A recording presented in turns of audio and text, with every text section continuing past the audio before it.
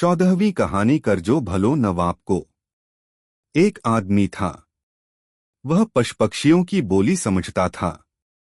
एक बार वह अपनी गरीबी के कारण एक सेठ से रुपए उधार मांगने गया। सेठ का गांव 4 कोस दूर पर था। वहां पहुंचते पहुंचते उस आदमी को शाम हो गई। सेठ बोरगत का काम तो करता था, लेकिन स्वभाव का सज्जन बहुत था। रुपया वापस लेने के लिए किसी को सताता नहीं था। वह ब्याज की दर भी अपेक्षाकृत नीची रखता था। रुपया उधार चाहने वाला आदमी जब सेठ के यहाँ पहुंचा तो उसके मुनीम गुमाश्ते वहां से जा चुके थे। सेठ ने उससे कहा, आज रात तुम यहीं ठहर जाओ, कल प्रातःकाल तुम्हें रुपए दिला दूंगा। सेठ ने उस आगंतुक महाशय को सोने के लिए जो जगह बताई थी, उसके पास ही 2 बैल बंधे थे, एक पीला और एक काला। आधी रात बीती होगी कि काले बैल ने कहा, मेरे पीले भाई, मैं तो अभी मर रहा हूं। अपन दोनों बहुत दिन साथ रहे, एक ही गाड़ी में जुता करते, साथ ही चरा करते, साथ ही पानी पीने जाया करते, इसलिए बिछुड़ने का दुहक तो है, लेकिन सेठ की सेवा मैं कुछ और दिनों तक करूं, ऐसी स्थिति लेन देन के खाते के अनुसार अब नहीं रह गई है। सेठ का कर्जा जो मेरे प्रति था और जिसको चुकाने के लिए इसकी सेवा करनी पड़ रही थी, वह पैसा पैसा चुक चुका है। मैं मर रहा हूं। भगवान तुम्हें सुखी रखे, यह शुभकामना तुम्हारे लिए छोड़े जा रहा हूं। पीले बैल ने फिर कहा, मेरे काले भाई, मुझे तो अभी कई दिन रुकना पड़ेगा, क्योंकि पूर्वजन्म में मैंने इस सेठ से जो रुपए उधार लिए थे, उनमें से 10,000 रव भी देने बाकी हैं। इसलिए जब तक वह कर्जा पूरा पूरा चुका न दूं, तब तक मुझे तो इस सेठ की सेवा करनी पड़ेगी। मरने के बाद फिर भी किसी न किसी रूप में सेठ के यहाँ आना पड़ेगा, क्योंकि इस जन्म में मांगत चुकी पार नहीं पड़ेगी। इस तरह आगामी जन्म में फिर सेवा करके इसका कर्जा उतारना पड़ेगा। हाँ, एक बात अगर हो जाए तो मेरा छुटकारा तुरंत हो सकता है, लेकिन वह पार पड़ने वाली नहीं है। काले बैल ने पूछा, वह बात क्या है? तब पीले बैल ने उत्तर दिया, अगर यह सेठ 10,000 रुपए की शर्त बदकर राजा के सबसे बड़े वाले हाथी के साथ मुझे लड़ा दे, तो सेठ को राजा से 10,000 रुपए मिल जाएं और मेरा कर्जा भी चुक जाए। काले बैल ने कहा, हाथी से तुम कैसे लड़ सकोगे? तब पीले बैल ने कहा, वह हाथी मेरा पूर्वजन्म का कर्जदार है। मेरे सामने सिर नहीं उठा सकता। कर्जा इतना बुरा होता है कि वह हाथी ही क्यों, कोई भी कर्जदार अपने पावनेदार के सामने सिर ऊंचा कर ही नहीं सकता। कहा भी है, करजो भलोन वाप को राही राखे टे। पावक वैरी रोग ऋण सपने हुंग रखिए नाहिन। महाभारत में जब यक्ष ने युधिष्ठिर से सुखी आदमी की परिभाषा पूछी थी, तो युधिष्ठिर ने कहा था, अनऋणी च अप्रवासी च। लेकिन मुश्किल यह है कि इस सेठ को इस बात का पता कैसे लगे। खैर, जो होना होगा सो होगा।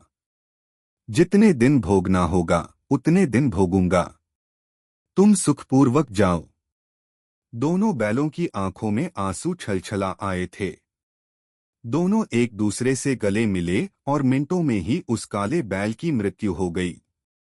वह आदमी जो रुपए उधार लेने के लिए आया था, दोनों बैलों में आपस में हुए वार्तालाप को सुन रहा था, क्योंकि उस रात उसे नींद नहीं आई थी।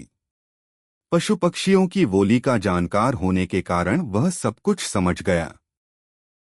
सुबह उठते ही उसने सेठ से कहा, देखिए सेठ साहब, देखने में भला चंगा आपका काला बैल रात को एकाएक मर गया है।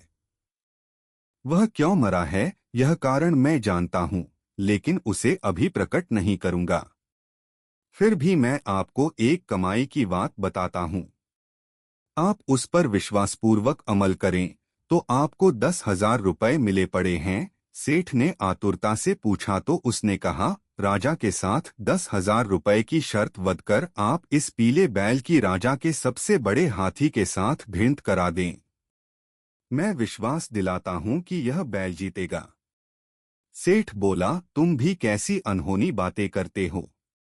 कहा तो राजा का वह मदमस्त हाथी और कहा, मेरा यह साधारण बैल। लेकिन आगंतुक ने जब फिर कहा और बहुत आत्मविश्वासपूर्वक कहा, तो सेठ को वह बात जंच गई।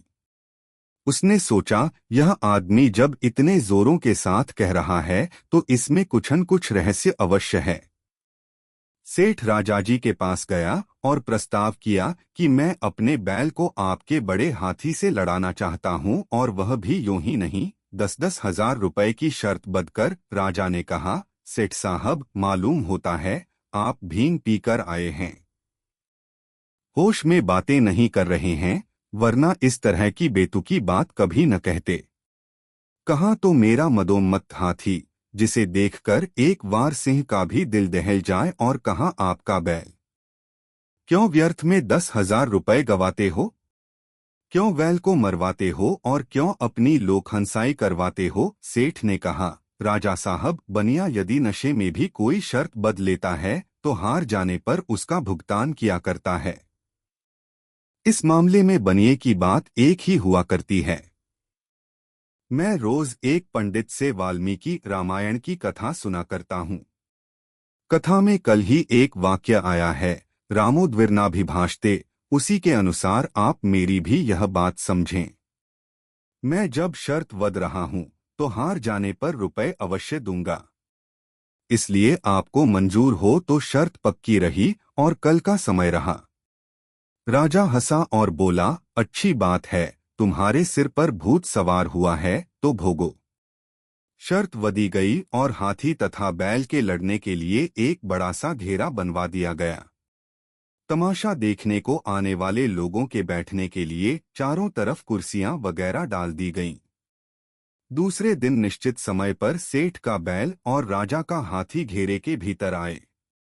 ज्यों ही दोनों की चार आंखें हुई तो हाथी का सिर नीचा हो गया। बैल हाथी पर झपटा तो हाथी दुम दबाकर भागा। राजा को बहुत आश्चर्य हुआ कि यह क्या हुआ। लोगों ने तालियां बजाकर घोषित कर दिया कि सेठ का बैल जीत गया है और राजा का हाथी हार गया है। सेठ अपने बैल को अपने घर ले आया और साथ में अपनी शर्त के जीते हुए 10,000 रुपए भी। राजा का हाथी उस घेरे से निकलकर भागा तो ऐसा भागा कि उसने जंगल में जाकर ही सांस ली। सेठ हवेली पहुंचे, इससे पहले ही उधार मांगने वाला वह आदमी तो अपने घर जा चुका था, क्योंकि उसकी समझ में यह बात आ गई थी कि कर्ज करने का क्या दुष्परिणाम होता है। कहने की आवश्यकता नहीं कि सेठ का वह पीला बैल उसी रात को मर गया, क्योंकि उसने भी अपनी मांगत पूरी चुका दी थी। 15वीं कहानी, कंजूसी बुरी, मितव्ययिता अच्छी। एक सेठ था। वह कंजूस तो नहीं था, लेकिन मितव्ययी था। कंजूस होना दुर्गुण है, मितव्ययी होना सद्गुण। उसी तरह जैसे उदार होना सद्गुण और फिजूल खर्च होना दुर्गुण। वह किसी भी चीज को बर्बाद होते देखना पसंद नहीं करता था। किसी को ठगता नहीं था, लेकिन साथ ही यह भी उसे अच्छा नहीं लगता था कि उसके घर का कोई आदमी ठगावे। एक बार की बात की, उसके लड़के की पत्नी नई नई अपनी ससुराल आई थी।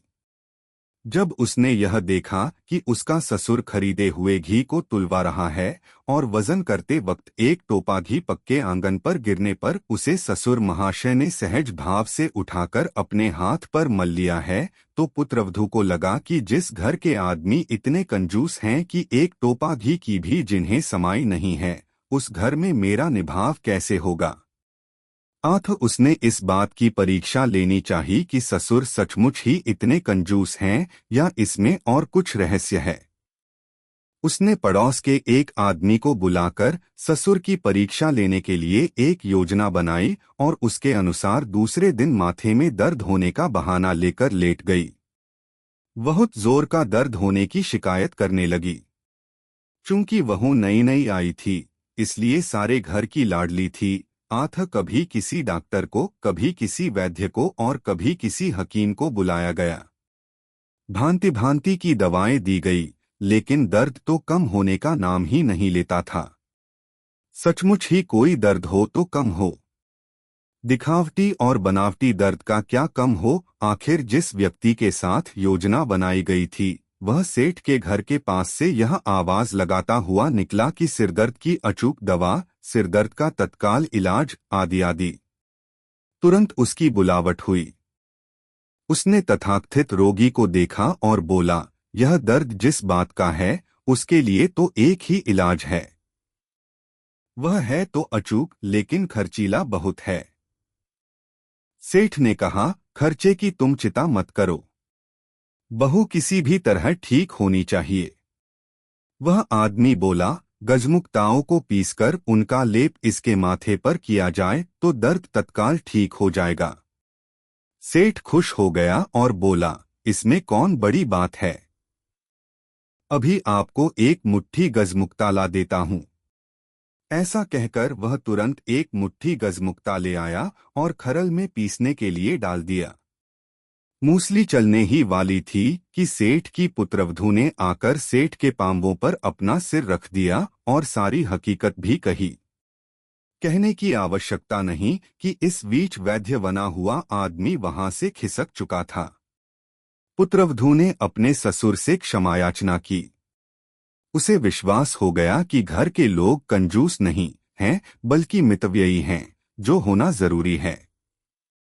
कंजूसी बुरी, मितव्ययिता अच्छी, फिजूल खर्ची बुरी, उदारता अच्छी। एक दूसरी घटना भी इसी सेठ के यहाँ की दी जाती है। एक बार इस सेठ ने अपने लड़के को 2 रुपए का घी बाजार से खरीद कर लाने के लिए भेजा। लड़का घी खरीद कर वापस आ रहा था तो रास्ते में थोड़ा सा घी ढुल गया। जब सेठ ने घी देखा तो पूछा कि यह कम कैसे मालूम पड़ता है। तो लड़के ने घी के ढलने की बात कही। सेठ ने कहा, हुला ही है न, दुकानदार के यहाँ से तो पूरा लाए थे न। अगर ढुला ही है तब तो खास कोई बात नहीं, आगे से सावधानी बरतना। सावधानी बरतोगे तो इस तरह उजाड़ नहीं होगा, लेकिन अगर ठगाने की आदत पड़ जाएगी तो वह जीवन भर ठीक नहीं होगी। इसलिए कभी किसी को ठगाना मत। ठगना तो खैर बहुत बुरा है ही, लेकिन ठगाना भी अच्छा नहीं है। 16वीं कहानी, पाप मूल अभिमान। एक बनिया था। अपना तेलालूने का धंधा करके गुजर बसर किया करता और बचा हुआ समय साधु संतों की सेवा में बिताता था। साधुओं को भोजन कराने के लिए तो उसके पास कुछ था नहीं, लेकिन धूनी जगा देना, पानी भरकर ला देना, थके मांदे होने पर उनके हाथ पांव दबा देना आदि सेवाएं वह भक्तिपूर्वक किया करता था। एक बार की बात है कि एक सिद्ध महात्मा का उस गांव में आगमन हो गया। उस बनिए ने अपने स्वभाव के अनुसार उनकी भी अच्छी सेवा की। महात्मा जी ने प्रसन्न होकर उससे कहा, कुछ इच्छा हो तो कहो, तुम्हारी जो इच्छा होगी उसी को पूरी कर दूंगा। बनिए ने कहा, अंबे को कोई मांगने को कहे तो वह 2 आंखें छोड़कर और क्या मांगेगा। बनिया होने के कारण मेरे मन में धन की बहुत लालसा है। जब आपकी कृपा हो ही गई है तो मुझे बहुत बड़ा धनी बना दीजिए। महात्मा बोले, तथास्तु। बनिया तो निहाल हो गया। महात्मा जी का आशीर्वाद लेकर वह अपने टूटे फूटे मकान में आया और जब उसने भीतर का ठाम खोला तो यह देखकर उसके आश्चर्य और प्रसन्नता का ठिकाना न रहा कि वहां पर आंखों को चकाचौंध करने वाले ढेर सारे हीरे जवाहरात पड़े हैं। उसने अपनी पत्नी को बुलाया और सारी संपत्ति दिखाई। वह तो देखकर अत्यंत आश्चर्यान्वित हो गई कि आखिर इतना सारा धन कहां से गया। उसकी कल्पना में भी यह बात नहीं आई कि इतनी बड़ी संपत्ति अनायास ही किसी के पास आ भी सकती है। उसे अपनी आंखों पर विश्वास नहीं हुआ। ऐसा लगा जैसे वह स्वप्न देख रही हो। उसे चेत ही नहीं रहा, तंद्रित अवस्था हो गई उसकी। तब बनिए ने अपनी स्त्री को झकझोरा और साधु से मिले हुए वरदान की बात कही। फिर दोनों ने मिलकर बहुत देर तक इस बात की सलाह की कि अपने को अब आगे क्या करना चाहिए। फैसला यह रहा कि अपने को अब इस गांव में और नहीं रहना चाहिए, क्योंकि अपने पास धन हो भी गया तो यहाँ के लोगों के लिए तो बड़े आदमी बनने से रहे, क्योंकि यहाँ तो सब लोगों की जबान पर वर्षों वर्षों से अपन लोगों के लिए तूतू का नाम चढ़ा हुआ है, और वह पुरानी आदत जल्दी ही बदलने वाली नहीं। आठ चुपचाप किसी ऐसे बड़े शहर में चलना चाहिए जहाँ अपने को कोई पहचानता न हो। वहां जाकर खासा बड़ा व्यापार शुरू करेंगे और रहने के लिए अच्छी बड़ी हवेली कोठी बनवा लेंगे। सैर सपाटे के लिए, आमोद प्रमोद के लिए बाग-बगीचे भी लगवा लेंगे और साथ ही दान धर्म भी अच्छा करेंगे, तो वहां अपने को इज्जत बनाते तथा सेठ कहलाते देर नहीं लगेगी। एक ही दिन में वह वनिया अपने पुराने दिन तो भूल ही गया। रातों रात सारा माल लेकर पत्नी सहित वह बनिया, जो कि अब सेठ हो चुका था, एक बड़े शहर को रवाना हो गया। शहर पहुंचते ही राजा को कहलवाया कि एक बहुत बड़ा धनी आदमी दूसरी जगह से उठकर आपके यहाँ बसने को आया है। राजा की अनुमति पाकर वह दरबार में गया। वहां पहुंचते ही उसने काफी बड़ी रकम राजा को नजर की। राजा को विश्वास हो गया कि आदमी है तो धनी और साथ ही दिलवाला भी, इसलिए राजा ने उसकी अच्छी आवभगत कर दी। एक तरफ तो उसकी राजा से जान पहचान हो गई, राज में मान मर्तबा हासिल हो गया, और दूसरी तरफ उसने वहां पर रहने के लिए खूब बड़ी सी हवेली बनवा ली और बाग बगीचे लगवा लिए। साथ ही खासी बड़ी दुकान करके कई तरह का व्यापार भी शुरू कर दिया। इसके अलावा मंदिरों और ब्राह्मणों में भी खूब रुपए बांटे और आए दिन ब्राह्मण भोजन तथा गोठ घूघरी कराने लगा। नतीजा यह हुआ कि थोड़े ही दिनों में उस शहर में वह वनिया अच्छा सेठ माना जाने लगा तथा उसने अच्छी प्रतिष्ठा प्राप्त कर ली। अब तो उसका मन यह मानने को भी तैयार नहीं रहा कि किसी दिन वह गरीब स्थिति में भी था। अपने चारों ओर तारीफ ही तारीफ सुनते सुनते बहुत ही घमंड हो गया उसे। दूसरी ओर जिस साधु ने उसे वरदान दिया था, उसने सोचा जरा चलकर देखना चाहिए कि उस बनिए की वृत्ति अब कैसी है, वह कैसे रह रहा है, उसका साधु सेवा का क्रम अबाध रूप से चलता है कि नहीं। यह सोचकर साधु उस सेठ की हवेली पर गया। हवेली पर बैठे हुए पहरेदारों ने उसे दरवाजे पर ही रोक लिया और पूछा कि उसे क्या चाहिए। साधु ने कहा, मुझे चाहिए वाहिए कुछ नहीं, केवल तुम्हारे सेठ से मिलना है। नौकरों ने उत्तर दिया, तुम्हारे जैसे 5660 भिखमंगे दिन में यहाँ आते हैं, यो सेठ किस किस से मिलता फिरे। साधु ने कहा, तुम जाकर सेठ को जरा मेरा नाम तो बता दो कि अमुक साधु मिलने आया है, फिर तुम देखोगे कि सेठ स्वयं भागा भागा मुझे लेने आएगा। फाटक पर बैठे हुए नौकर चाकर ठहाका मारकर हंसे और बोले, क्यों वाहियात बातें करते हो, कुछ चाहिए तो बताओ। खाने पीने के लिए चून पानी का इंतजाम तो सेठ से बिना पूछे हम लोग ही कर देंगे। साधु बोला, तुम मेरे कहने से एक बार जाओ तो सही। सेठ इनकार कर देगा तो मैं तुरंत यहाँ से वापस चला जाऊंगा। साधु पर दया करके उनमें से एक आदमी सेठ के पास गया और कहा, फलां साधु आया है और आपसे मिलने का आग्रह करता है। सेठ सुनकर सन्न रह गया। उसने सोचा, यह तो बहुत बुरा हुआ। उसे इस बात भय लगा कि यदि यह साधु यहाँ के लोगों को अपनी पुरानी स्थिति बता देगा तो सारी जमीजमाई इज्जत धूल में मिल जाएगी। इसलिए इस साधु की बहुत दुर्दशा करके गांव के बाहर निकलवाना चाहिए, जिससे यह भविष्य में यहाँ आने का नाम भी न ले। सेठ अपने घन के घमंड में यह बात भूल ही गया कि जिस प्रतापी और करामाती साधु ने उसे पुरानी स्थिति से आज की इस स्थिति में पहुंचाया है, वह विपत्ति में भी तो डाल सकता है। सेठ ने आए हुए नौकर से कहा, मैं इस आदमी को जानता हूं।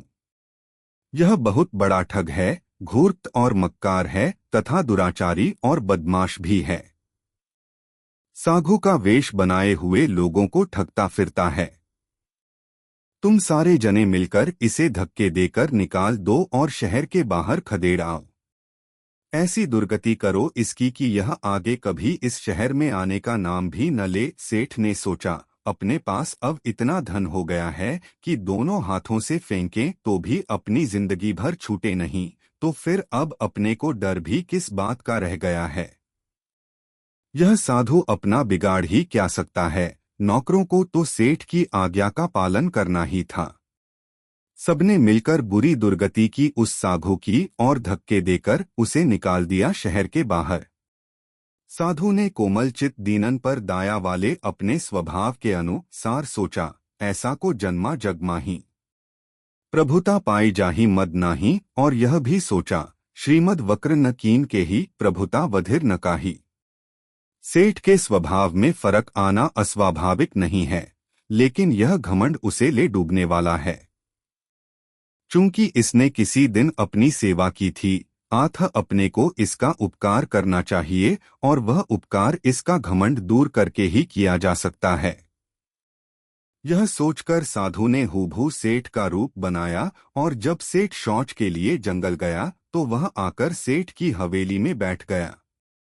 नौकर चाकरों ने पूछा कि आज आप इतनी जल्दी कैसे आ गए, तो सेठ बने हुए उस साधु ने कहा, इस शहर में एक बहुरूपिया आया है, ठीक मेरे जैसा ही रूप बनाए हुए है और मेरे जैसे ही कपड़े पहने हुए है, मेरी जैसी ही बोली भी बोलता है। देखकर एक बार तो तुम भी ठिठक जाओगे कि असली सेठ वह है कि मैं हूं। वह बहुरूपिया अब यहां पहुंचने ही वाला है, इसलिए मैं तुम्हें पहले ही सावधान कर देता हूं कि उसे हवेली में मत घुसने देना। पूरी सावधानी बरतना, ऐसा न हो कि वह जबरदस्ती घर में घुस आवे। तुम लोग हवेली के सारे मोरी दरवाजे बंद कर लो और बाहर लाठियां लेकर तैयार खड़े हो जाओ। आते ही उस पर बरस पड़ना। वह तुम्हें कहेगा कि मैं तुम्हारा मालिक हूं, तुम मेरे नौकर हो आदि आदि, लेकिन तुम उसकी एक न सुनना। सारे नौकरों ने एक स्वर से कहा, सेठ साहब, जब आपने इतनी सावधानी दिला दी है तो अब ठगाएंगे थोड़े ही, धोखे में थोड़े ही आएंगे। काफी बड़ी संख्या में नौकर दरवाजे के बाहर लाठियां ले लेकर खड़े हो गए और उस असली सेठ के आते ही गाली गलौज करना और उसे मारना पीटना शुरू कर दिया। सेठ स्तंभित रह गया कि यह क्या हो गया। वह बहुत चीखा चिल्लाया, पर नौकरों ने उसकी एक न सुनी और उसे धक्के देकर वहां से खदेड़ दिया। सेठ शहर के बाहर जाकर उदास एक गाछ पेड़ के नीचे बैठ गया और यह सोचकर निराश हो गया कि अब कुछ होने का नहीं। संपत्ति गई, कहरवार गया, स्त्री पुत्र आदि से विलग हो जाना पड़ा। पहले जो स्थिति थो वह भी आज तो नहीं रही। कोई नामलेवा पानी देवा ही नहीं रह गया है। लेकिन अपने अभिमान का यही फल होना था, पाप मूल अभिमान। उसे समुद्र की वह कथा याद आ गई। जब समुद्र ने अपनी महानता पर अभिमान किया था तो भगवान ने उसका जल इतना खारा कर डाला था कि प्यासा होने पर भी कोई प्राणी उसके पास अपनी प्यास बुझाने के लिए जाने का नाम नहीं लेता था। गर्व करियो रत्नाकर सागर, जल खारो कर डारियो, गर्व नहीं करना जी। जिस महात्मा ने अपने को एक अत्यंत साधारण स्थिति से उठाकर इतने बड़े प्रतिष्ठित सेठ की स्थिति पर ला बैठाया था, उसका गुण न मानकर उसका अपमान किया तो उस पाप का प्रतिफल और क्या होगा। कृतघ्नता से बढ़कर कोई पाप नहीं, जो हुआ सो ठीक ही हुआ। अब पछताए होत का जब चिड़ियां चुग गई खेत, हाथ कमाया कामड़ा दई न दीजै दोष। सेठ यह सोच ही रहा था कि वह साधु उसके पास आ पहुंचा और बोला, कहो कैसी रही। वनिये ने साधु के चरणों पर माथा टेक दिया और अपने पापों के लिए बहुत बहुत क्षमायाचना की। साधु ने उसे फिर से उसके घर में प्रविष्ट करवाया और समझाया कि अब तक तो तेरे पास धन नहीं था, माया थी। माया महाठगिनी मैं जानी। धन से अभिमान हो तो वह धन किस काम का। धन से तो नम्रता आनी चाहिए। वृक्ष फलों से जितना लदा हुआ होता है उतना ही वह नीचे झुकता है। भविष्य में सारी संपत्ति को ईश्वरार्पण मानकर उसका तेन त्यक्तेन भुंजी थाह के अनुसार उपभोग कर सेठ को ज्ञान प्राप्त हो गया। उसकी मोहनिशा नष्ट होकर उसके अंतर्चक्षु खुल गए। साधु ने पहली बार उसे संपत्ति दी, इस बार सन्मति दी और धन के उपभोग व जीवन जीने की सच्ची कला बताई। सेठ ने वैसा ही करते हुए अपनी जिंदगी के शेष दिन आनंदपूर्वक बिताए। 17वीं कहानी किए वचन विचारी। एक साधु भिक्षाटन के लिए निकला हुआ था। आरंभ में ही वह जिस घर में गया, वहां एक विधवा स्त्री अपने रोते हुए, पछाड़े खाते हुए बच्चे को चुप कराने का प्रयत्न कर रही थी। इकलौता लड़का होने के कारण वह बहुत लाड़ प्यार में पला था, आथ बिगड़े स्वभाव का था। राजस्थानी भाषा में कहें तो वह इतराया हुआ था। माँ ने उसे चुप कराने का बहुत प्रयत्न किया, बहुत समझाया, दुलारा, पुचकारा और तरह तरह के लोभ भी दिखाए, जैसे मिठाई और खिलौने खरीद देने और बंदरिया का नाच और भांड का स्वांग दिखाने आदि के, लेकिन वह तो किसी तरह चुप होने का नाम ही नहीं लेता था। इतने में उस साधु को आता हुआ देखकर बच्चे की माँ बोली, देख, वह साधु महाराज आ रहे हैं। अगर तूने रोना बंद न किया तो वह तेरा कान काट लेंगे। लेकिन बच्चा तो फिर भी चुप नहीं हुआ और साधु महाराज वहां आ पहुंचे। लड़के की मां ने अपने लाडले बेटे को सुनाते हुए उसे डराने के लिए साधु से कहा, देखो महाराज, यह बच्चा कितना ढीठ है कि किसी तरह चुप ही नहीं होता। घंटों से रोता ही जा रहा है। रोते रोते इसको हिचकियां आने लगी हैं, घिघी बंध गई है और सांस भी फूल गई है। इसका कान काट लीजिए, तभी यह चुप होगा। साधु ने न भला सोचा न बुरा, तत्काल उस बच्चे का कान काट ही तो लिया। वह बच्चा, जो अब तक केवल अपने हठी स्वभाव के कारण रो रहा था, अब सचमुच पीड़ा के मारे दहाड़े मार मार कर रोने लगा और बुरी तरह कराहता हुआ अपनी मां से चिपट गया। कटी हुई जगह से बुरी तरह खून बहने लगा। मां भी रोने विलखने लगी और उस साधु को बुरा भला कहने लगी। बुरी तरह गालियां देने लगी उसे। रोते रोते ही बोली, तुम साधु नहीं हो, साधु के वेश में निर्दयी कसाई हो। कसाई भी इतना क्रूर और जघन्य काम नहीं कर सकता। साधु ने भोला बनते हुए कहा, मां, मुझे अब दोष क्यों देती हो? मैंने तो जो कुछ किया है तुम्हारे कहने के अनुसार ही किया है। इस पर उस दुखिया औरत ने कहा, भले मानस, तुम्हारी बुद्धि तो नहीं मारी गई। भला कोई माँ भी अपने कोमल और मासूम बच्चे के कान काटने को कहा करती है।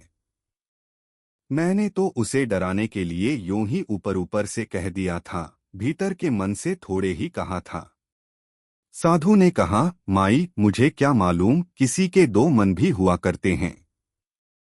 हम साधुओं के तो एक ही मन होता है। आगे से ख्याल रखूंगा। ऐसा कहकर वह तो 9-2-11 हो गया और बेचारी विधवा अपनी तकदीर को रोती हुई और अपनी जीभ को गाली देती हुई बच्चे की मर हमपट्टी में लग गई। समय के अनुसार घाव तो भरना ही था, लेकिन एक कान चले जाने के कारण उस लड़के को लोग बूचा बूचा कहने लगे। घटना को हुए 2 बरस बीते होंगे कि उस स्त्री के घर में आग लग गई और देखते देखते वह आग सारे सामान को निगलने लगी। इतने में संयोगवश उसी साधु का फिर वहां आना हो गया। साधु को देखते ही उस स्त्री ने जोर से चिल्लाकर कहा, खड़े क्या देख रहे हो? घर में आग लगी हुई है, सब कुछ भस्म हुआ जा रहा है। जल्दी पानी डालकर इसे बुझाते क्यों नहीं? लेकिन साधु महाराज तो अविचल भाव से खड़े के खड़े ही रहे।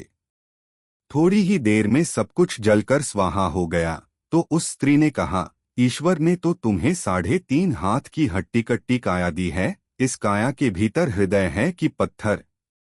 तुम्हारे देखते देखते सब कुछ स्वाहा हो गया और तुमसे इतना भी नहीं बन पड़ा कि इसमें एक लोटा पानी या एक मुट्ठी रेत भी डाल देते। साधु ने कहा, माँ, पिछली बार मैंने तुम्हारे कहने के अनुसार काम किया था तो तुम नाराज हुई थीं। इस बार तुम्हारे कहने के अनुसार नहीं किया, यह सोचा कि तुम ऊपर के मन से कहती हो तो तुम नाराज होती हो। सचमुच ही तुम गृहस्थ लोगों की भाषा हम साधुओं की समझ में नहीं आती। गृहस्थों की भाषा तो गृहस्थ ही समझ सकता है, खग जाने खग ही की भाखा। इतना कहकर साधु तो यह गया वह गया और ऐसा गया कि लौटने का नाम ही नहीं लिया। विधवा बेचारी सिर पीटती हुई अपने भाग्य को कोसती हुई बैठी की बैठी रह गई। मनुष्य को चाहिए कि ऐसा वचन कभी नहीं बोले जिसके लिए उसे बाद में पश्चाताप करना पड़े। कहिए वचन विचारी यह भी चाहिए कि केवल किसी के कहे हुए शब्द को ही न पकड़ ले, बल्कि कहने वाले की मंशा और भावना समझे तथा अपनी बुद्धि से भी काम ले। करिए मति अनुहारी तथ्यातथ्य समझकर व्यावहारिक बुद्धि से ही काम लेना चाहिए। 18वीं कहानी। बड़े मुल्ला की आंखें खुलीं। एक स्त्री सायंकाल के समय अभिसार के लिए निकली। वह प्रेम दीवानी इतनी मस्त हो रही थी कि उसके पांव सीधे नहीं पड़ रहे थे और न उसे अपना प्राय ही कुछ सूझ रहा था। रास्ते में मस्जिद के बड़े मौलवी साहब अपना मुसल्ला बिछाए हुए उस पर नमाज पढ़ रहे थे। स्त्री तो प्रेम में पड़ी हुई चली जा रही थी, इसलिए उसे कुछ सूझ नहीं पड़ा और वह मुसल्ले को रौंदती हुई अपने गंतव्य स्थान की ओर निकल गई।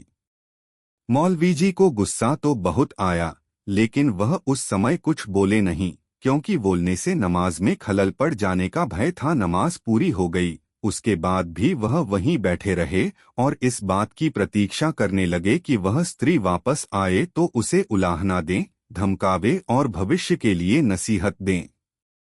कुछ देर बाद वह स्त्री वापस आई तो मौलवी जी ने कहा, भलीमानस, तुम्हें दिखता नहीं, मैं खुदा की इबादत कर रहा था और तुम इस तरह चप्पलें चटकाती हुई मेरे नमाज के लिए बिछाए हुए मुसल्ले को रौंदती हुई नापाक करके आगे बढ़ गईं।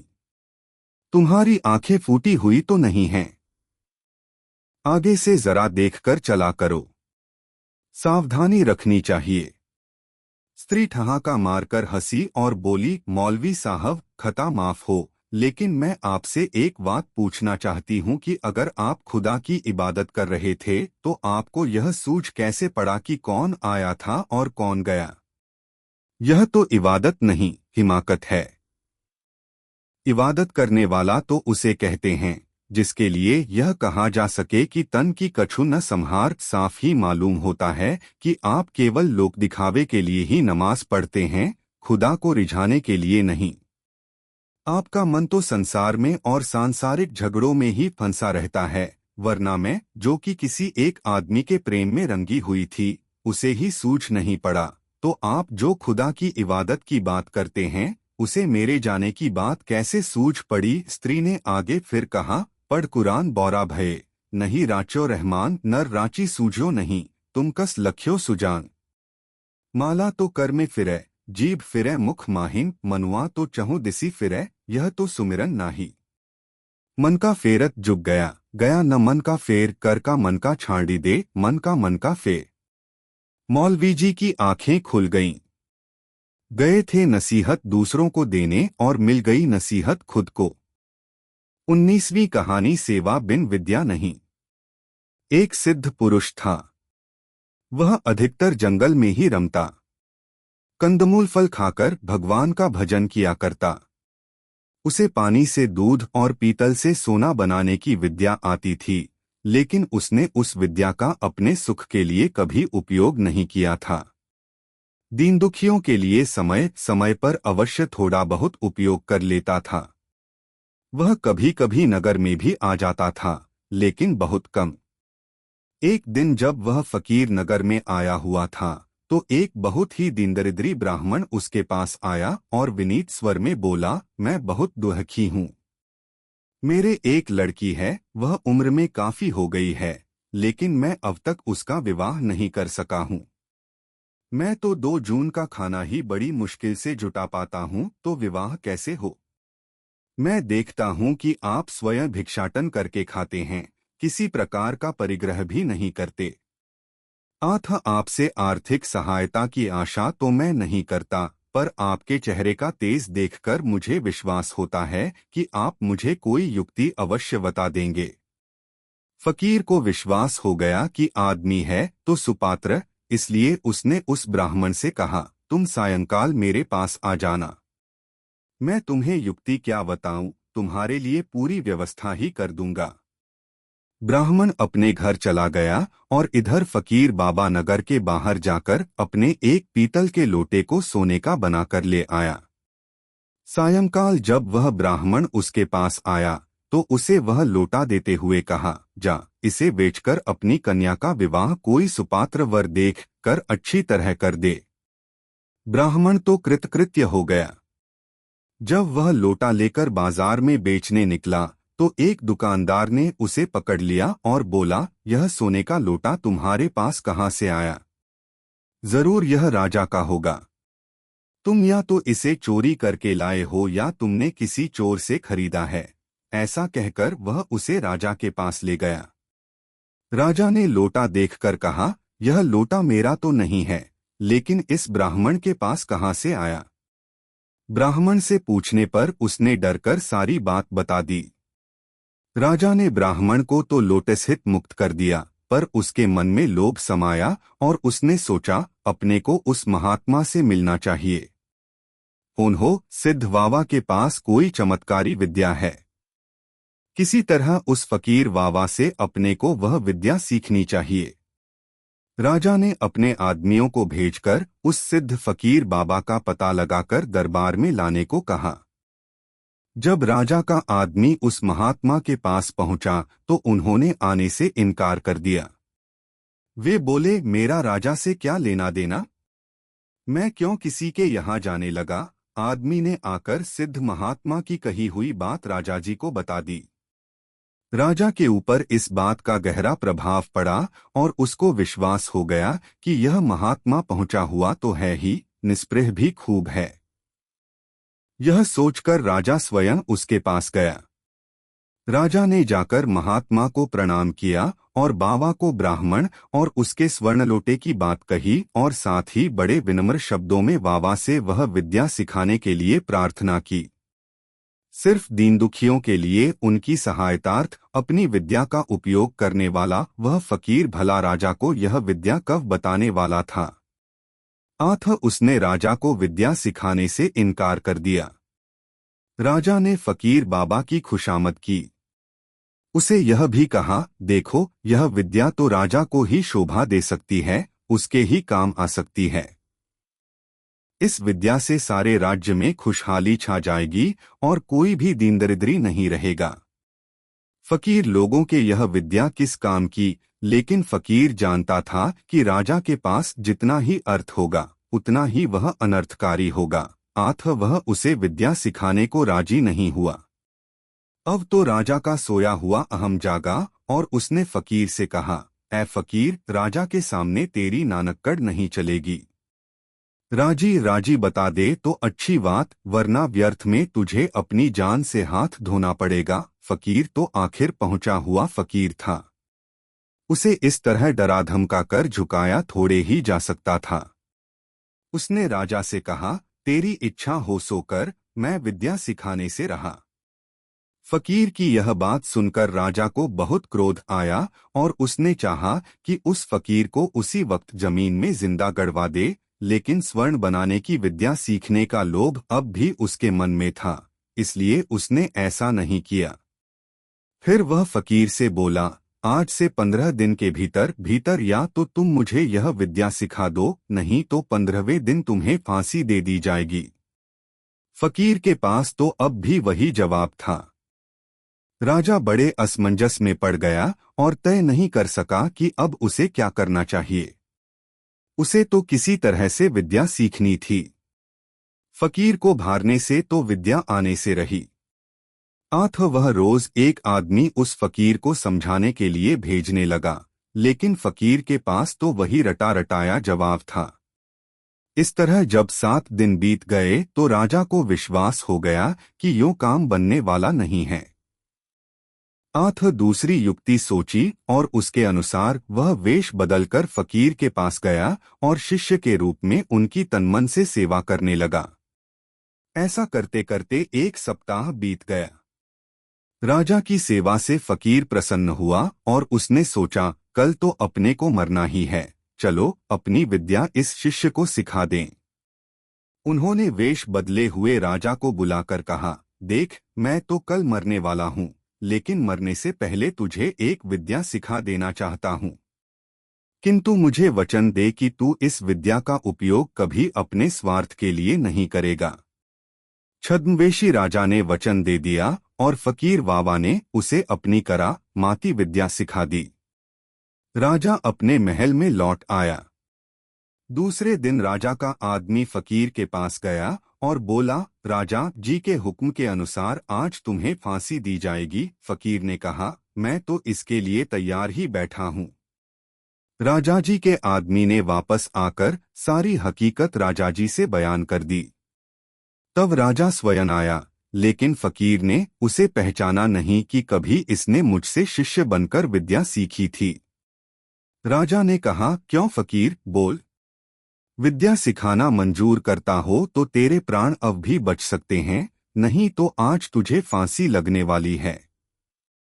तैयार हो जा। फकीर के पास तो वही उत्तर तैयार था। राजा गर्वीली मुस्कान के साथ बोला, तुम्हारी विद्या तो मैं सीख चुका हूँ।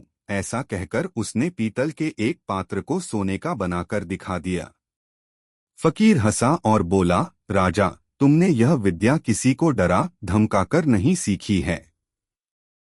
किसी न किसी की सेवा चाकरी करके ही सीखी होगी। ऐसी विद्या डराने धमकाने से नहीं सीखी जा सकती, यह तो सेवा से ही सीखी जा सकती है। राजा ने फकीर के चरणों पर सिर रख दिया। 20वीं कहानी। पुनर्मुष्को भव। एक मछुआ था जिसका झोंपड़ा एक बड़ी सी नदी से कुछ ही दूर पर था। मछुआ दिन भर उस नदी में मछलियां पकड़ता और उन्हें बेचकर गुजर बसर किया करता। उसे मछलियां बेचने से इतनी ही आय होती थी कि किसी तरह अपने परिवार का पेट भर सके। मछुआ गरीब तो था, लेकिन था संतोषी वृत्ति का। इसलिए उसके मन में अपनी गरीबी के प्रति कोई गिला या शिकायत नहीं थी, लेकिन मछुआइन को अपनी इस गरीबी की हालत से कतई संतोष नहीं था। वह जब अपने झोंपड़े से थोड़ी ही दूर पर एक बड़ी सी हवेली को खड़ी देखती तो उसका मन हाहाकार कर उठता, चीत्कार कर उठता। सायंकाल के समय जब वह हवेली के मालिक को 2 घोड़ों की बग्घी पर अपनी पत्नी और बच्चों के साथ बैठकर सैर करने को जाते देखती तो वह और भी अधीर हो उठती और अपने पति की लाचारी की बात जानते हुए भी खींचकर उसे कहा करती, विधाता ने मुझे कैसे निखट्टू के पल्ले बांध दिया है, जिसके कारण घर में किसी तरह का भी सुख नहीं है। बच्चे फटेहाल गलियों में भटकते रहते हैं तथा खाने के लिए ज्वार बाजरे की रोटी के अलावा कभी कुछ नहीं मिलता। वह यह भी कहा करती, अपने से 100 गज पर ही उस सेठ की हवेली को भी जरा देखो, कैसा ठाठ बाट है वहां का। उसकी पत्नी जेवरों से लदी रहती है और बच्चे कीमखाव के कपड़े पहने चहकते फिरते हैं, और एक तुम हो कि जिसके कारण सोने चांदी की तो बात ही क्या, आज तक गिलिट की कड़ी भी नहीं पहन सकी हूँ। मछुआ अपनी पत्नी की नादानी की बातों की ओर अधिक ध्यान नहीं दिया करता था, केवल चुपचाप सुनता रहता। कभी अपनी पत्नी को समझाने की कोशिश करता तो वह और भी उबल पड़ती, पूरा पूरा चंडी का रूप धारण कर लेती। मछुआ ऐसी हालत में चुपचाप वहां से सटक जाता। एक दिन की बात की इंद्र की एक परी रात्रि के समय आकाश में विचर रही थी। धरती पर उस दिन शरद पूर्णिमा की चांदनी छिटकी हुई थी और उस चांदनी रात में नदी के तट का दृश्य बहुत ही मनोरम लग रहा था। नदी का पानी स्वच्छ दर्पण सा झिलमिला रहा था। सहसा ही उस इंद्रप्री का मन नदी के शीतल जल में किलोल करने को मचल उठा। वह धरती पर आई और मछली का रूप घर कर पानी में तैरने लगी। शीतल मन सुगंध वायु के साथ हिलोरे लेता हुआ पानी उसे इतना प्रिय लगा कि वह पानी में तैरती ही रही। समय काफी हो गया था, लेकिन उसका मन अब भी भरा नहीं था। धरती के इस सुख के सामने नंदन कानन में जुड़ी हुई इंद्रसभा में होने वाले नृत्य वाद्य का सुख भी उसे फीका लगा। वह तो उस नदी में किलोल करती रही। समय की उसे सुधि ही नहीं रही और यूं ही सारी रात बीत गई। उसे पता नहीं था कि दुर्भाग्य उसके सामने मुंह वाए खड़ा है। मछुए का फैलाया हुआ जाल उस नदी में पड़ा था। तैरते तैरते वह मछली रूपी परी भी दूसरी मछलियों के साथ उसमें फंस गई। अब तो उसके लिए मुश्किल हो गई। वह यह सोच ही नहीं पाई कि उसका छुटकारा कैसे हो और वह इंद्र के पास कैसे पहुंचे। तड़प उठी बुरी तरह से वह तो। सवेरा होने पर मछुआ नदी तट पर आया और मछलियों समेत अपने जाल को उठाकर घर ले गया। उसकी पत्नी ने पकाने के लिए 3-4 मछलियों को जाल से बाहर निकाला, जिनमें संयोग से एक वह इंद्र की परी भी थी। मछुए की पत्नी ने ज्यों ही उबलते हुए तेल में डालने के लिए उस मछली को उठाया तो उसने कहा, मछुआइन, मुझे वापस पानी में छोड़ दे, मैं मछली नहीं हूँ। मछली की बात सुनकर मछुआ और उसकी पत्नी दोनों को बहुत ही आश्चर्य हुआ। एक मछली को मनुष्य की भाषा में बोलते देखकर उन्हें लगा कि यह कोई बड़ा चमत्कार है। इतने में मछली ने फिर कहा, हे मछुए, तुम क्या देख रहे हो? मैं मछली नहीं हूँ, इंद्र के अखाड़े से आई हुई एक परी हूँ। दुर्भाग्यवश तुम्हारे जाल में फंस गई हूँ। मछुए ने अपनी पत्नी से कहा, छोड़ दे बेचारी को, इसके बदले मैं तुझे एक की जगह 2 मछलियां और पकड़कर ला दूंगा। यह जानने के बाद कि यह मछली इंद्र की परी है, मछुआइन का तो लोभ जागृत हो उठा। वह अपने पति की बात कब सुनने वाली थी। उसने अपने दिमाग को चलाना शुरू किया और इस नतीजे पर पहुंची कि आज इस परी से अपार धन प्राप्त करके अपनी स्थिति को बदलने का समय आ गया है। उसने अपने पति से कहा, तुम तो हो पूरे गावदू, अक्कल का एक दाना तुम में नहीं है। तुम्हारे भरोसे तो मैंने इतने बरस रोते कल्पते और तरसते काट दिए। अब तुम चुपचाप बैठे रहो, मुझे अपनी बुद्धि से काम करने दो। मछुआ अपनी पत्नी के कलहकारी स्वभाव के कारण उससे बहुत डरता था, आथा कुछ बोला नहीं। मछुआइन ने उस मछली बनी हुई परी से कहा, तुम अपने लिए मुक्ति चाहती हो तो यह बताओ कि मेरे लिए तुम क्या करने को तैयार हो। परी तो बेचारी संकटग्रस्त थी, एक तरह से मौत के मुंह में ही फंसी हुई थी। आथा उसने मछुआइन से कह दिया कि तुम चाहो सो करने को मैं तैयार हूँ। तब मछुआइन बोली, मेरे सामने ही सेठ की जो बड़ी सी हवेली बड़ी है, उससे भी बड़ी और सुंदर हवेली मेरे लिए बना दे तथा जितनी समृद्धि और ठाठवाठ उसके यहाँ है, यानी घोड़े, ऊंट, गाय, गहना, धन, वाग, बगीचे आदि, उससे भी अधिक माया मेरे यहाँ कर दे तो मैं तुझे मुक्त कर सकती हूँ। परी ने कहा, तथास्तु तथास्तु कहने की देर थी कि उस झोंपड़े की जगह एक ऊंचा सा धवल प्रासाद खड़ा हो गया, जिसमें सब तरह की सुख सामग्री तथा ठाठवाठ थे। मछुआइन की छाती फूल गई, लेकिन मछुए को यह सब अच्छा नहीं लगा, क्योंकि वह अपने परिश्रम की कमाई ही खाना पसंद करता था। फिर भी बेचारा कुछ बोला नहीं, क्योंकि अपनी पत्नी के कर्कश स्वभाव से वह भली भांति परिचित था। इंद्र की परी ने तब मछुआइन से पूछा, अब मैं जा सकती हूँ? उसने जवाब दिया, तुम जा तो सकती हो, लेकिन जब भी मैं याद करूं तुम्हें आना होगा। परी ने यह भी स्वीकार कर लिया। मछुआइन ने उसे मुक्त कर दिया और वह परी बनकर पंख फड़फड़ाती हुई सुखपूर्वक इंद्रलोक में पहुंच गई। दूसरे ही दिन से मछुआइन के ठाठ बाट तो देखते ही बनते थे। एक दिन की बात की मछुआइन अपने घर के दरवाजे पर बैठी थी। राजा की सवारी उघर से गुजर रही थी। सवारी के आगे आगे जो चौकीदार चल रहा था उसने उस मछुआइन से कहा, खड़ी हो जाओ, तुम्हें दिखता नहीं राजा की सवारी आ रही है। मछुआइन को खड़ा होना पड़ा। फिर घर में जाकर उसने सोचा, इतने ठाठ बाट होने पर भी अपन लोग राजा से तो छोटे ही रहे। पहले पता होता तो उस परी से हवेली कोठी मांगने के बजाय राज्य ही मांग लेती।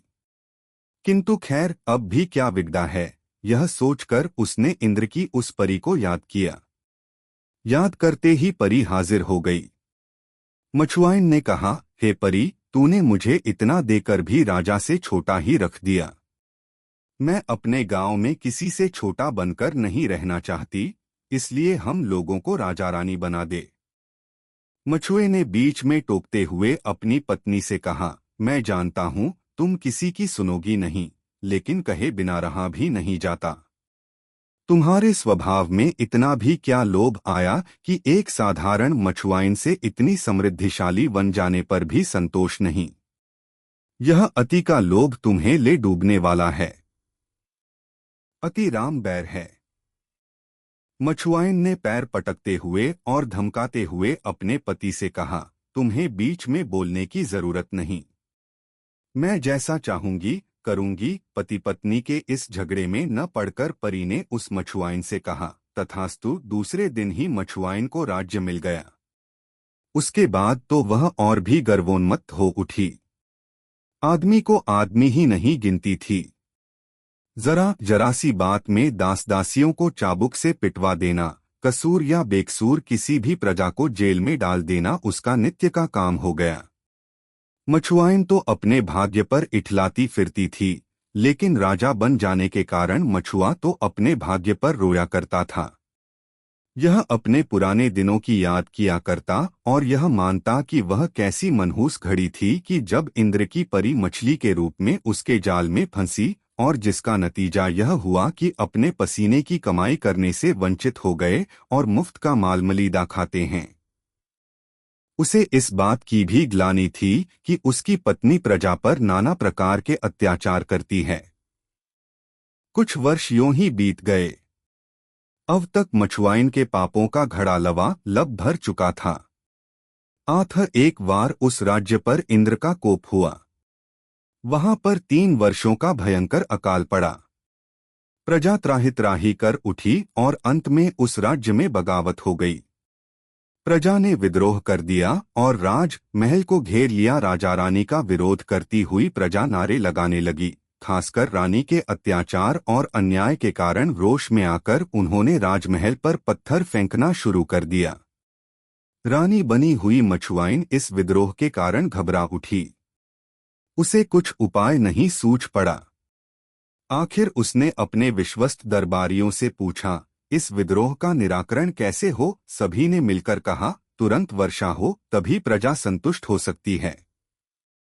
मछुआइन ने पूछा, वर्षा होना किसके हाथ में है? दरबारियों ने कहा कि यह तो इंद्र के हाथ की बात है। मछुआइन ने उस परी को याद किया। वह आई तो मछुआइन ने उससे कहा कि मुझे इंद्र बना दे। परी क्रोध से तिलमिला उठी और उसने वरदान देने के बदले शाप दे दिया कि जा, जैसी थी वैसी ही हो जा, यानी मछुआइन बन जा। कहने की देर थी कि वही पहले वाली स्थिति हो गई। वही टूटी सी झोंपड़ी और वही दारिद्र्य का साम्राज्य। मछुआइन को इससे बहुत बड़ा दुहक हुआ। घोर पश्चाताप के कारण वह पागल सी हो गई, लेकिन मछुआ तो खुश हो गया, क्योंकि अब उसे फिर से परिश्रम द्वारा उपार्जन की हुई रोटी खाने का अवसर मिल गया था। ठीक इसी से मिलती जुलती एक कहानी हितोपदेश में है, जिसमें एक चूहे ने एक रिपी से क्रमशः चूहे से बिल्ली, बिल्ली से कुत्ता और अंत में सिंह बनने का वरदान मांग लिया था। और जब उसे सिंह बना दिया गया तो वह रिपी को ही खा जाने के लिए झपटा। इस पर ऋषि ने रुष्ट होकर उसे शाप दे दिया था कि पुनर्मुप को भव। फिर चूहा वन और वैसा ही हुआ। 21वीं कहानी। चाह गई चिता गई। एक बार की बात कि भगवान बुद्ध पाटलिपुत्र में विहार कर रहे थे। उनका उपदेश सुनने के लिए बहुत बड़ी भीड़ नित्य ही वहां इकट्ठी हुआ करती। प्रवचन के समय एक बार उनके प्रधान शिष्य स्वामी आनंद ने पूछा, भगवान, आपके सामने ये जो हजारों लोग बैठे हैं, इनमें सबसे अधिक सुखी कौन है? बुद्ध भगवान ने कहा, सबसे पीछे फटेहाल दुबला सा जो एक आदमी बैठा है, वह सबसे अधिक सुखी है।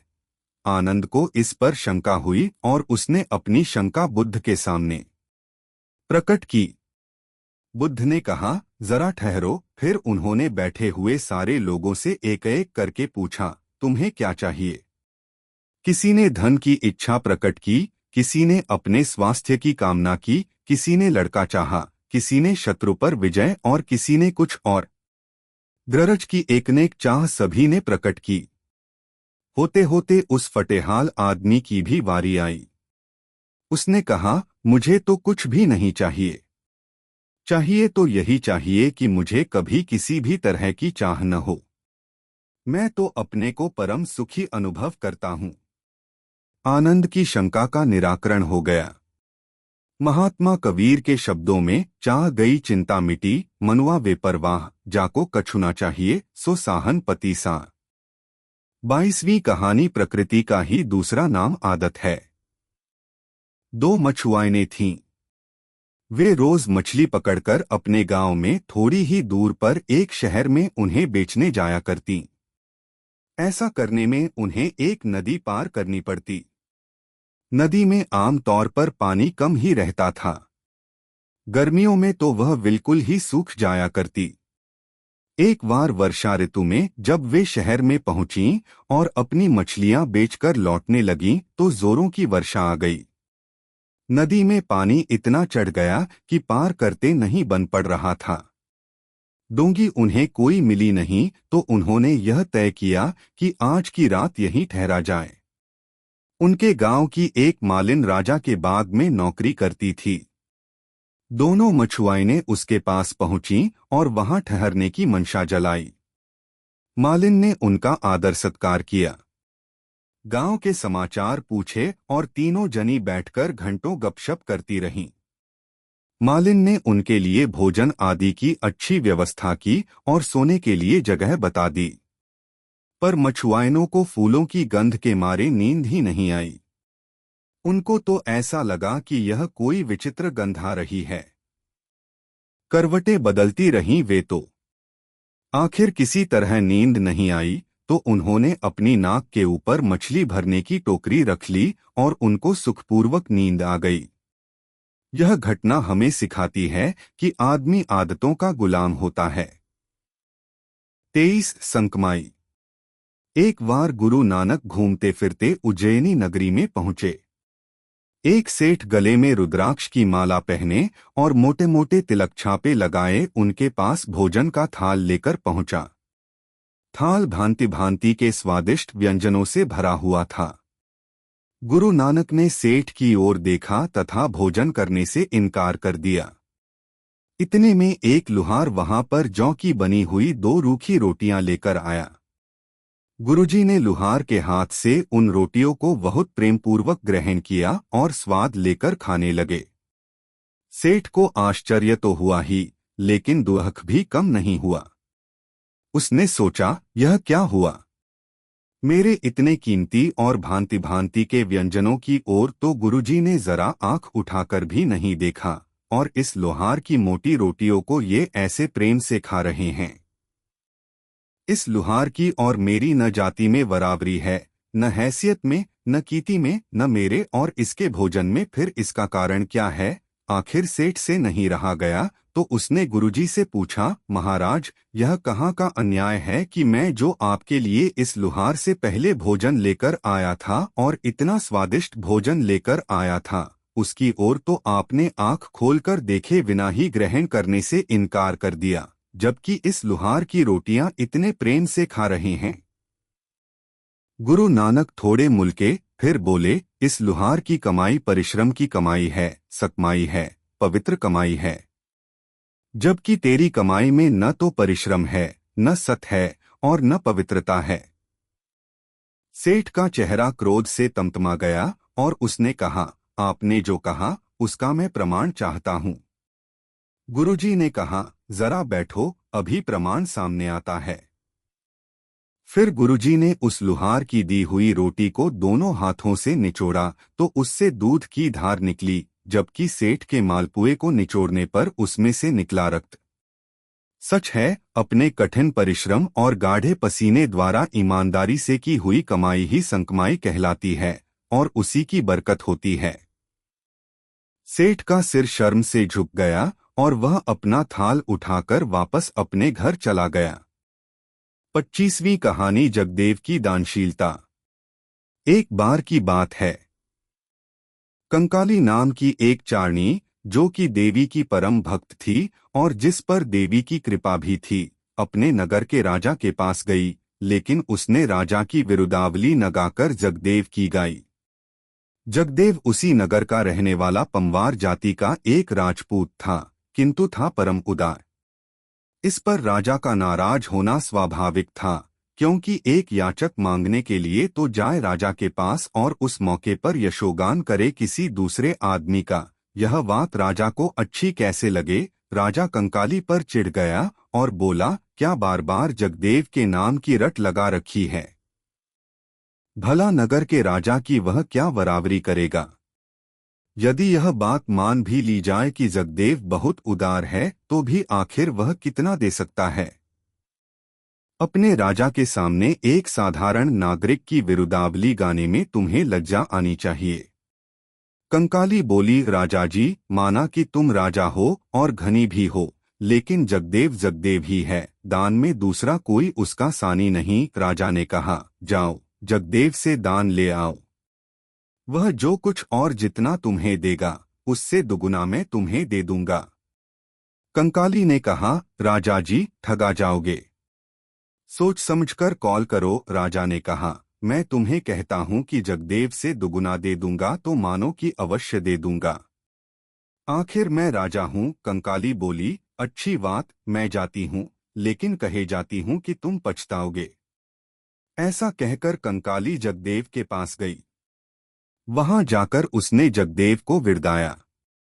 इस पर जगदेव ने कंकाली से पूछा, कहो क्या चाहती हो। कंकाली ने कहा, तुम्हारा सिर दान में मांगने आई हूँ। जगदेव तो आए हुए याचक को ना कहना ही नहीं जानता था।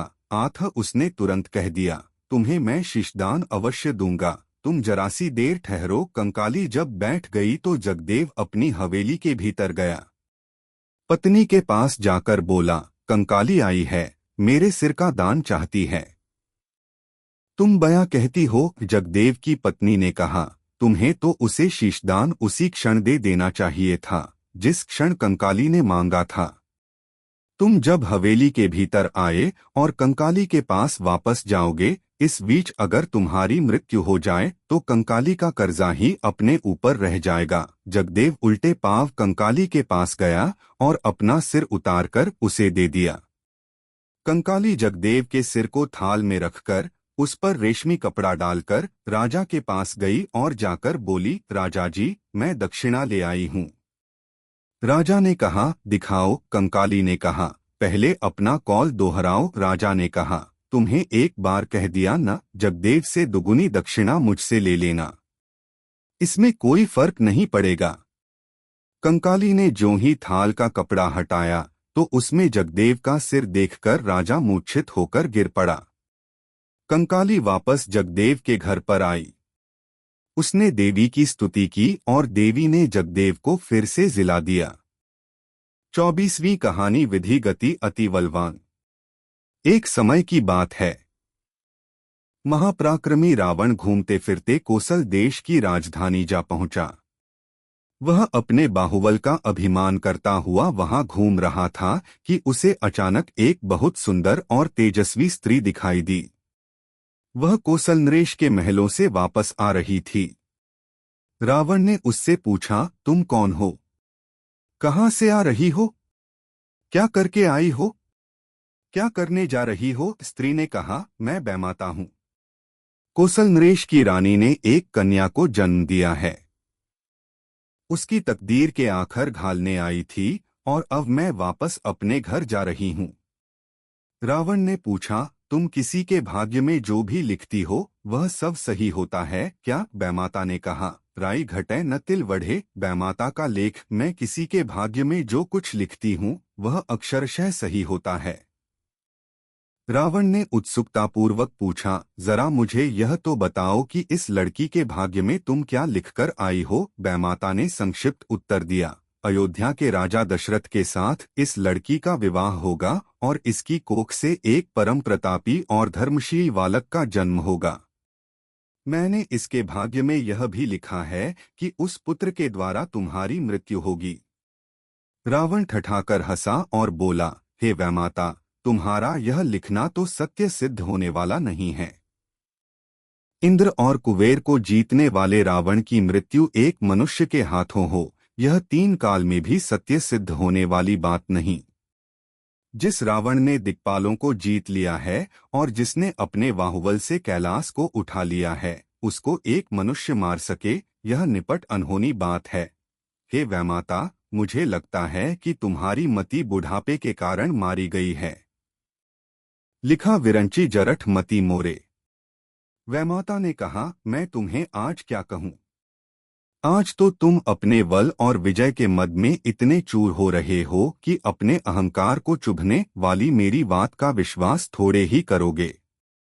लेकिन मैं तुम्हें ठोक बजा कर एक बार फिर कहे देती हूँ कि विधिकती टारे ना ही टरे। जिस दिन राम के तीक्ष्ण बाणों से विधकर तुम धराशायी होगे, उस दिन तुम स्वयं मान लोगे और कह दोगे कि विधि गति वाम सदा सबका हूँ। इतना कहकर वैमाता तो निगाह से ओझल हो गई और रावण अपने बाहुबल को तौलता हुआ और उस पर अभिमान करता हुआ लंका को लौट गया। उस दिन से रावण का मन थोड़ा थोड़ा सशंकित रहने लगा और उसने कौसल्या की गतिविधि पर दृष्टि रखनी आरंभ कर दी। फिर भी उसे अपने बल पर इतना अभिमान था कि उसके मन में कोई विशेष चिंता नहीं हुई। होते होते कौसल्या की आयु विवाह के योग्य हुई और उसकी सगाई अयोध्या नरेश दशरथ के साथ हो गई। जब रावण को इस बात का पता लगा तो उसने यह तय किया कि इस विवाह में विघ्न डालना चाहिए। न रहेगा बांस, न बजेगी बांसुरी। यह सोचकर जिस दिन राजा दशरथ के साथ कौसल्या का विवाह होने वाला था, उस दिन प्रातःकाल ही वह कोसल राज्य में जा पहुंचा और तत्काल कौसल्या को कोसल नरेश के महल से बलपूर्वक उठाकर एक पेटी में बंद करके बहुत दूर ले जाकर एक नदी में प्रवाहित कर दिया। इधर अयोध्या से बारात आ पहुंची। कोसल नरेश ने सोचा कि जो कुछ हुआ बहुत बुरा हुआ, लेकिन फिर भी कौसल्या के अपहरण का पता अयोध्यावासियों को न लगे तो अपनी आबरू बच जाए। अतः उन्होंने एक युक्ति रची। उस युक्ति के अनुसार एक डोमकन्या को, जो कि रूपरंग में बहुत सुंदर थी, इस विवाह के लिए तैयार कर लिया गया और उसे स्नान करा के सिर में सुगंधित तेल डालकर तथा आभूषित करके पूरा दुल्हन का रूप दे दिया। वह डोम लड़की अपने मन में बहुत प्रसन्न हो रही थी और अपने भाग्य पर इठला रही थी कि उसे अयोध्या नरेश की पटरानी होने का सौभाग्य मिलने वाला है। एक साधारण घर की डोम कन्या के लिए इससे बड़ी बात क्या हो सकती थी, लेकिन उसे पता नहीं था कि इस विवाह में विघ्न पड़ने वाला है। वह बेचारी तो मन ही मन अनेक सुख स्वप्न संजो रही थी। उसे क्या पता था कि मेरे मन कछु और है, विघ्ना के कछु और। उधर जब दशरथ और गुरु वशिष्ठ अन्य राजाओं के साथ बारात लेकर कोसल नरेश के यहाँ पहुंचे तो दशरथ और वशिष्ठ के हाथी सहसा चमक गए और बहुत जोरों से चिवाड़ते हुए शहर के बाहर की ओर भाग चले। इस तरह डोम लड़की के साथ जो विवाह होने वाला था उसमें भी विघ्न पड़ गया। इसी विघ्न को लेकर ही राजस्थानी में एक कहावत प्रचलित है, कुनारी रैगी डूंगी घाल पटामे तेल। गुरु वशिष्ठ और राजा दशरथ के हाथी इतने जोरों से भागे कि दूसरी कोई सवारी उनके पास तक नहीं पहुंच सकी। बारात वापस अयोध्या चली आई और गुरु वशिष्ठ और राजा दशरथ को लेकर वे दोनों हाथी एक अनजानी जगह पर जाकर खड़े हुए। जगह एकदम अपरिचित थी, लेकिन फिर भी जब उन्होंने देखा कि हाथियों का मद उतर गया है तो उन्हें ढाढ़स बंधा अपने अपने हाथियों से नीचे उतरे। इतने में देखते क्या है कि सामने जो नदी बह रही है उसमें एक संदूक बहता हुआ उनकी तरफ आ रहा है। जब वह संदूक गुरु वशिष्ठ के सामने पहुंचा और उन्होंने उसे खोलकर देखा तो उसमें एक अत्यंत रूपवती नक्षिकाभूषित स्त्री को दुल्हन के वेश में बैठे पाया। उन्हें बहुत आश्चर्य हुआ। वशिष्ठ ने उस स्त्री से पूछा, हे महाभागिनी, तुम कौन हो और किसने तुम्हें इस तरह पानी में बहा दिया है? कौसल्या ने लज्जा से अवनत होकर बड़े संकोच से कहा, मैं कोसल नरेश की पुत्री हूँ। कौसल्या मेरा नाम है। मेरा विवाह आज ही अयोध्या नरेश दशरथ के साथ होने वाला था कि अचानक एक शक्तिशाली राक्षस ने अपहरण करके मेरी यह गति की है। गुरु वशिष्ठ ने कहा, हे सुभगे, जिन राजा दशरथ के साथ तुम्हारा विवाह होने वाला था वे यह तुम्हारे सामने खड़े हैं। चाहे कोई राक्षस हो चाहे कोई दूसरा बलवान वीर, लेकिन होनी के सामने किसी का वश चलता नहीं। यद्यपि राक्षस तुम्हें हर कर ले आया और बहुत दूर ले आया, लेकिन विधाता के नियम अटल होते हैं। होनी तो होकर रहे, अनहोनी ना होए। तुम अप्रसन्न मन से इनके साथ विवाह करो। मैं इनका कुलगुरु हूँ। वशिष्ठ मेरा नाम है। विवाह की सारी विधि मैं संपन्न कराए देता हूँ। यह सुनकर कौसल्या के हर्ष की सीमा न रही। उसे ऐसा लगा मानो वह एक दुःस्वप्न से जागकर एक सुखद संसार में पहुंच गई हो। फिर वशिष्ठ ने आला गीला बांस कटीला के अनुसार दशरथ और कौसल्या को विवाह सूत्र में बांध दिया। उसके बाद राजा दशरथ कौसल्या को लेकर अपनी नगरी अयोध्या में लौट आए। अयोध्यावासियों को गुरु वशिष्ठ सहित राजा दशरथ को अपने बीच पाकर और सारी घटना जानकर बड़ी प्रसन्नता हुई। जो अयोध्या वासी चिंता से व्याकुल हो रहे थे, वे बहुत ही आनंदित हो उठे। सुखद धान परा जनु पानी की हालत हो गई उन लोगों की। घर घर मंगलाचार होने लगे और विरुदावली गाई जाने लगी। घर घर वाजन लाग वधावा उघर। जब रावण को मालूम हुआ कि उसके सब प्रयत्नों के बावजूद कौसल्या का विवाह दशरथ के साथ हो गया है, तो उसका चित्त खिन्न हो गया। लेकिन चूंकि रावण इतना मदोन्मत्त था कि वह सहज ही भाग्य के सामने हार मानने वाला नहीं था, इसलिए उसने सोच लिया कि विवाह हो जाने मात्र से क्या होता है, अभी तो बहुत समय बाकी है, दूसरी कोई योजना काम में लेंगे। ऐसा सोचने के बाद उसकी वह खिन्नता भी लुप्त हो गई। इधर रानी कौसल्या को पुत्र की प्राप्ति हुई। समय पाकर वह पुत्र बड़ा हुआ और दशरथ का ज्येष्ठ पुत्र राम कहलाया। आगे चलकर जब ऋषिमुनियों को रावण भांति भांति की यातनाएं देने लगा और उनकी यज्ञादिक क्रियाओं में विघ्न डालने लगा, तो महामुनि विश्वामित्र यह सोचकर कि हरि विनु मरे न निश्चर पापी राक्षसों का वध करने के लिए राम को दशरथ से मांग कर ले गए। राम ने विश्वामित्र के साथ जाकर उनके तप और यज्ञादि की रक्षा की। ताड़का और सुबाहु आदि का वध किया। अहल्या का उद्धार किया। जनकपुर में सीता के स्वयंवर में जाकर ऐसे विशाल शिवधनुष को तिनके की भांति तोड़ा, जिसको 10,000 राजा मिलकर भी नहीं उठा सके थे। सीता के साथ उनका विवाह हुआ और वे अयोध्या वापस आए। उसके बाद जिस तरह उनके राज्याभिषेक में विघ्न पड़ा और वे वनवास गए तथा अंत में रावण का वध किया, उसे दोहराने की आवश्यकता नहीं है। रावण जब मरणशैया पर पड़ा था, तब वैमाता उसके सामने एक बार फिर प्रकट हुई और उसने हंसकर रावण से कहा, कहो रावण, अब तो तुम्हें विश्वास हो गया न कि विधिक्ति अति बलवान होती है। 26वीं कहानी। सत्या। रामू नाम का एक किसान हिमालय की तलहटी के एक गांव में रहा करता था। अच्छी खासी जमीन थी उसके पास। काफी गाय भी रखता था वह, लेकिन गायों से जो दूध मिलता था उसे पास पड़ोस के और गांव के बच्चों को ही पिला दिया करता, कभी बेचता नहीं था। उसकी पत्नी का नाम अन्नपूर्णा था। यथा नाम तथा गुण के अनुसार वह थी भी पूरी पूरी अन्नपूर्णा ही। अपने कुटुंब का खर्चा वे लोग खेती से चलाते थे। रामू और उसकी पत्नी दोनों को ही अपनी गायों से बहुत प्यार था। सारी गाय भी इन दोनों को बहुत प्यार करती थीं। रामू ने हर गाय का अलग अलग नाम रख छोड़ा था। किसी भी गाय को वह या उसकी पत्नी नाम लेकर पुकारते तो वह गाय पूंछ उठाकर दीड़ी दौड़ी आती और उनकी हथेली चाटने लग जाती। हर गाय को अच्छी तरह नहलाना, सहलाना, उनके सामने चरने को रखे हुए घासदाने को अच्छी तरह साफ करना, उनके रहने के स्थान को बुहार धोकर स्वच्छ रखना उन लोगों का नित्य का नियम था। क्या मजाल की गायों को दिए जाने वाले चारेदाने में एक भी कंकड़ या जरा सा भी कूड़ा करकट रह जाए।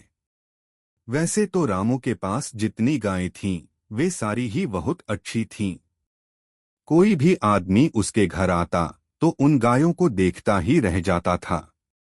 लेकिन सत्या नाम की गाय तो उनमें सबसे बढ़िया थी। श्याम वर्ण, चिकनी त्वचा, मांसल और पुष्ट देह। ऊपर मक्खी भी बैठे तो फिसल जाए।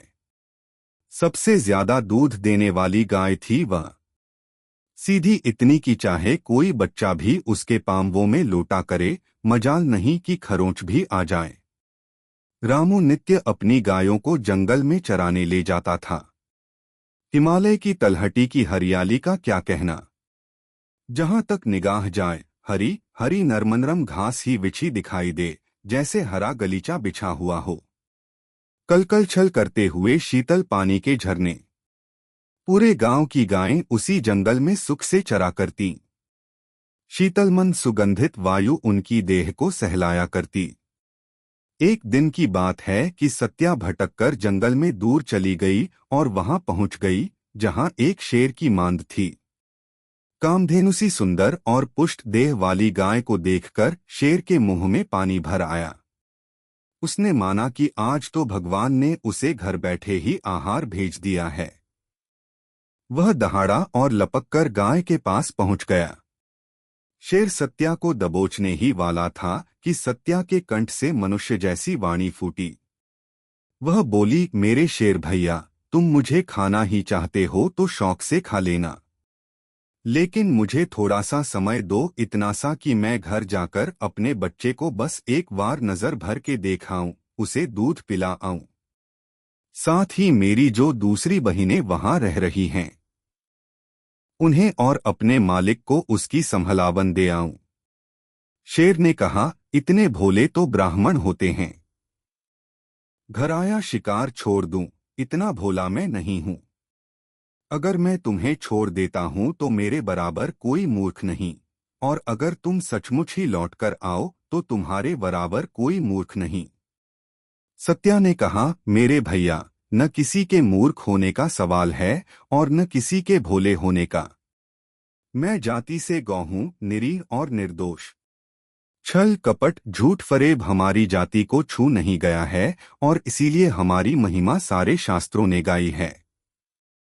तुम जरा विश्वास करके तो देखो, भवानी शंकरी वंदे श्रद्धा विश्वास रूपिणो। शिव पार्वती के प्रधान गुणों में उन्हें श्रद्धा और विश्वास का रूप बताया गया है। सिंह को विश्वास हो गया और उसने गाय को जाने दिया। सत्या अपने स्थान पर पहुंची। अपने बच्चे को दूध पिलाया, उसे पुचकारा, प्यार किया और फिर उसने सारी सखियों को आपबीती कह सुनाई। सत्या ने अपनी सारी सखियों से कहा, मैं तो अब अपने वचन के अनुसार उस सिंह के पास जा रही हूँ, लेकिन अपने इस बच्चे को तुम्हें सौंपे जाती हूँ। सारी गायें रोने लगीं और रोते रोते ही सबने अपनी सखी को विदा दी। बच्चे की आंखों से भी आंसुओं की झड़ी लग गई। सत्या ने एक बार अपने बछड़े को फिर से जी भरकर प्यार किया। सत्या भागी भागी पहुंची शेर के पास और उससे बोली, लो, अपने दिए हुए वचन के अनुसार मैं तुम्हारा भक्ष्य बनने के लिए आ गई हूं। बेधड़क होकर तुम मुझे खाओ और अपनी भूख शांत करो। सत्या का इतना कहना था कि शेर विभोर हो गया। आंखों से आंसू भर आए और सिर झुकाकर वह गाय के सामने बैठ गया। उसमें धर्म बुद्धि जागृत हो गई और उसे अपने ऊपर बड़ी ग्लानि हुई। सिंह ने कहा, हे गौ, तुम तो जगज्जननी के समान हो। तुम्हारी धर्म बुद्धि देखकर मुझे अपने ऊपर बहुत ही ग्लानि हो रही है।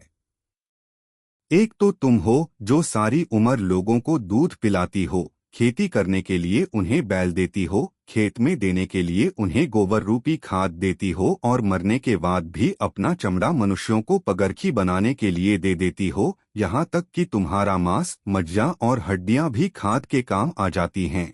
और एक मैं हूँ जिसके नाम से हर प्राणी कांपता रहता है, जो हर जीव का भक्षण करता है, जिसका शरीर भी किसी उपयोग में नहीं आता। तुम देती ही देती हो और मैं लेता ही लेता हूँ। मैं तो पृथ्वी का भार हूँ। मेरे जैसे हिंसक जीव को तो जीवित रहने का भी अधिकार नहीं है। पता नहीं विधाता ने मेरी जाति के जीवों की रचना ही क्यों की। इतना कहकर सिंह पास बहती हुई नदी में कूद पड़ा और अपने प्राण त्याग दिए।